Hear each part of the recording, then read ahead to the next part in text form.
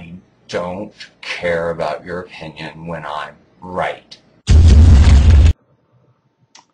I was motivated to do this short video tonight by two reasons. One is I'll give a shout out to the Murdochs in Texas who send me such nice emails and get me motivated to keep producing videos. Secondly, I wasn't able to cancel all my order with the Mint, so I ended up getting this really giant, cool quarter, if you can see it good.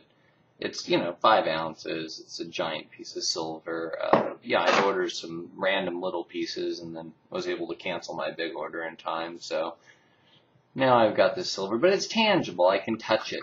I still have it, even though, I ended up paying a bit too much for it, but maybe it'll be the collectible that it's supposed to be.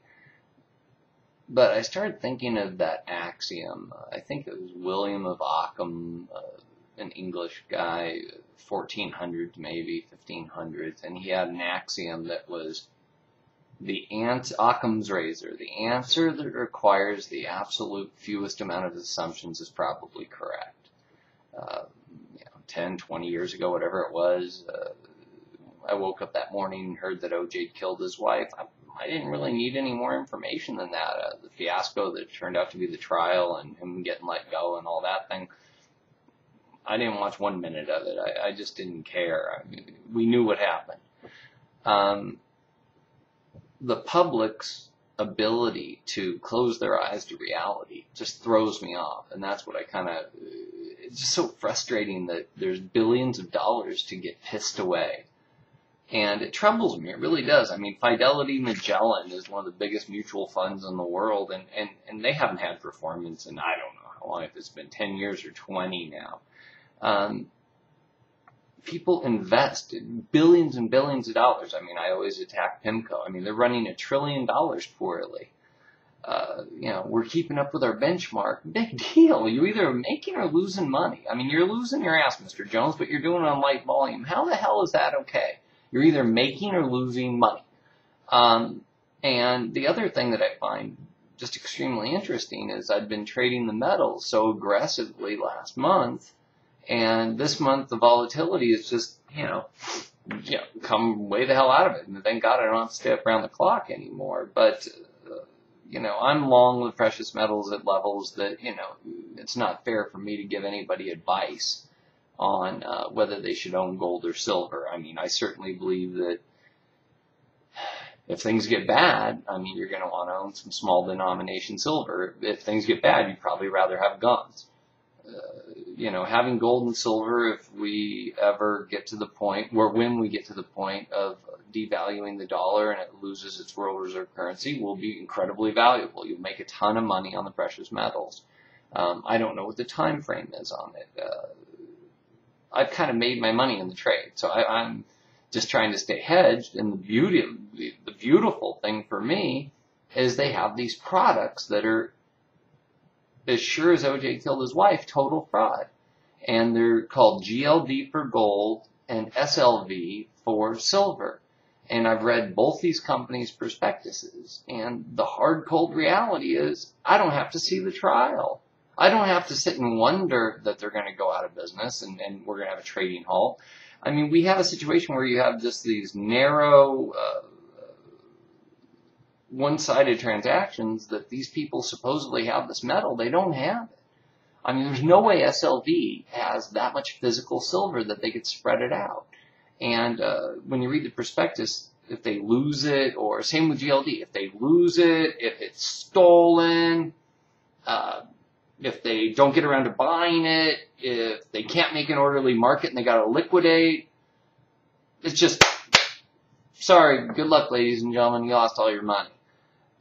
This Paulson guy also owns an enormous amount of it. And so since he's down better part of 50%, I kind of want to bring this up to people is, he runs one of the larger hedge funds.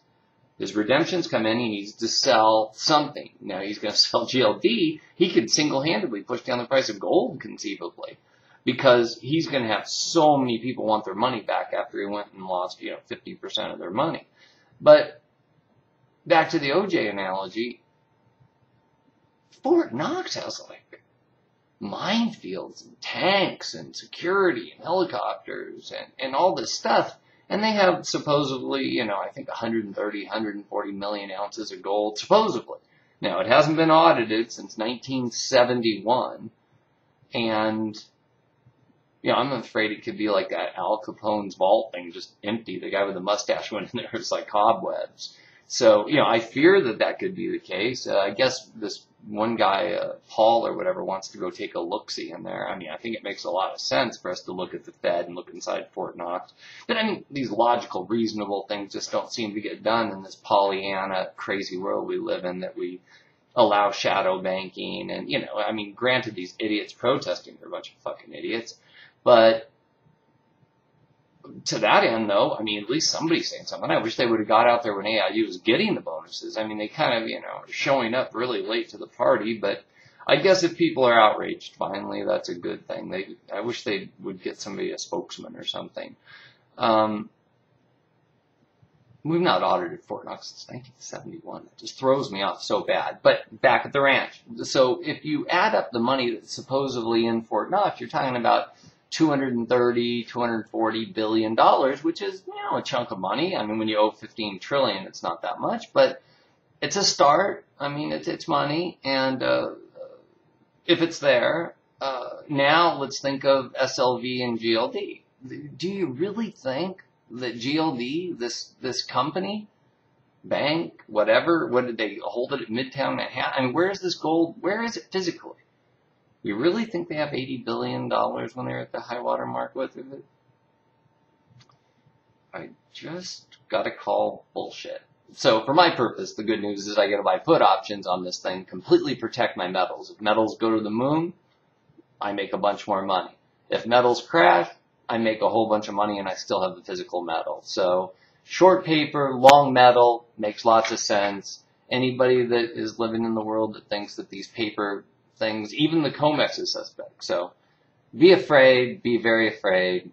Paper metal is toxic and dangerous, and there's going to be no bailout for it.